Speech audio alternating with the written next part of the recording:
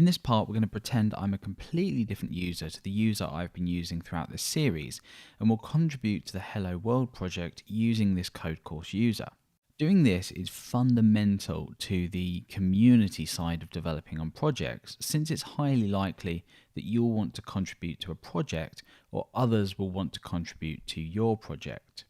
Now I'm quickly going to explain the difference between a collaborator and someone creating a pull request. So if I head over to my Hello World project and hit Settings and then the Collaborators tab, adding collaborators to your repo basically means you're giving them the ability to make any changes they want and they don't have to issue pull requests. It's important to understand this because you don't need to grant everyone collaborator access because they can still contribute to your project through pull requests. Now the reason that pull requests exist is simple. It gives other people the chance to make improvements to your code but allows you to review the changes, comment on lines, etc.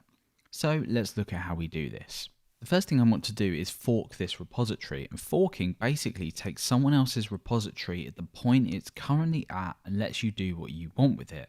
Think of it as basically making a copy of it, although it's still linked to the original repository in the sense that you can submit pull requests.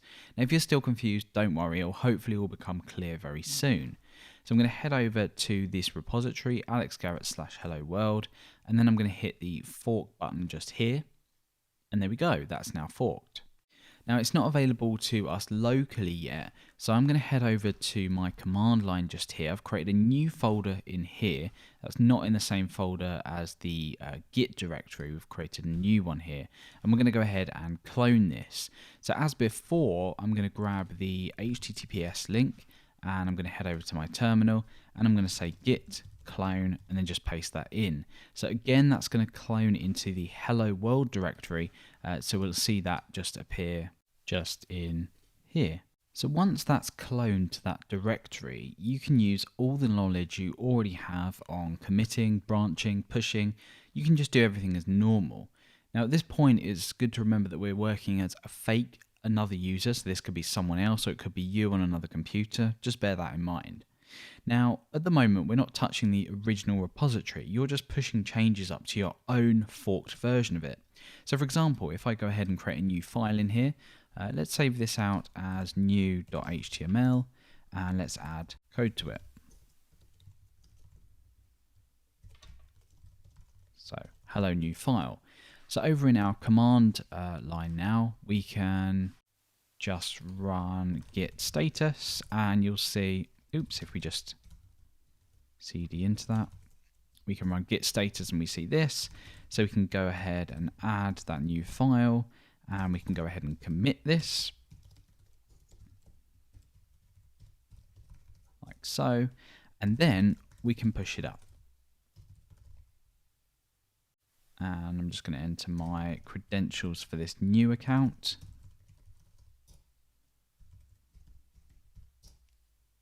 And there we go. So let's check this out here.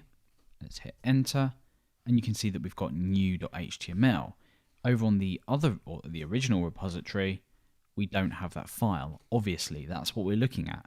We're looking at the fact that I've just committed to my forked version of the repository, and now I want to send a request to the author of the original repository to tell them I want to push the changes into that. So all I need to do is over on GitHub, head over to the pull requests tab. I want to click new pull request. Now up here, we can see the branches that we're requesting to merge into. So if I just hit edit, in this case, you can see the base fork and the head fork. I'm basically asking for my master branch on the Hello World repo to be merged into the master branch of the original Hello World repo on the Alex Garrett account. Now you can edit this, particularly if a repo you're contributing to has a specific branch for developing. So you can choose basically which you want to merge into from this one. So you might have a master branch in your forked, and you might have a develop branch here that you want to basically merge into. So we hit the create pull request and then we go ahead and give a description. At the moment, this is pulling from the commit that I have here, which is inserted or added new file, I call this. So I'm just going to hit create pull request. So at this point, nothing is merged because you don't have write permission to the Hello World repo. But at this point, you have the chance to comment on specific lines, change files if you want to. But that's pretty much it. If we head over to here now, you can see that we've got a pull request open and we can review these. And this should also notify you by email as well. So we're back over to the original repository. And we see that a pull request is created and we can do all the usual stuff. As the owner of this repo, once I decide that I'm happy with the changes, I can then merge them in. Now you can merge from the command line, but in this case, I always find it quicker and easier just to click merge, like here, merge pull request, and then go ahead and confirm the merge. And that will then automatically close the pull request for you. And if we head over there, you can see that that new file now exists in the original repo. And that's it. We've basically contributed to a project from a fake account with a pull request.